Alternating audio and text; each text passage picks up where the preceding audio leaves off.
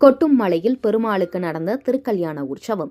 புதுச்சேரி அடுத்த மண்ணடிப்பட்டு தொகுதிக்குட்பட்ட கூனிச்சம்பட்டு கிராமத்தில் அமைந்துள்ள ஸ்ரீ வேதநாத பெருமாள் கோவிலில் திருக்கல்யாண உற்சவம் ஆண்டுதோறும் புரட்டாசி மாதத்தில் நடைபெறும். இவ்வாண்டிற்கான திருக்கல்யாண உற்சவம் இன்று இரவு நடைபெற்றது. அப்போது கனமழை பெய்தது. மழையை கூட பொருட்படுத்தாமல் சுற்றுப்பகுதியில் உள்ள 10க்கும் மேற்பட்ட கிராமங்களைச் சேர்ந்த பக்தர்கள் திருக்கல்யாண உற்சவத்தில் பங்கேற்றனர். அப்போது கோவில் பூசாரிகள் திருக்கல்யாண மாலைகளை நடனமாடிக்கொண்டு வந்து ஸ்ரீதேவி, பூதேவி மற்றும் வேதநாத பெருமாளுக்கு அணிவித்தனர். கொட்டும் மலையிலும் நூற்றுக்கணக்கான பக்தர்கள் பக்தி பரவசத்துடன் கண்டு வழிபட்டனர். திருக்கல்யாணம் முடிந்தவுடன் திருமாங்கல்யம் வைத்திருந்த தேங்காய் ஏலம் விடப்பட்டது.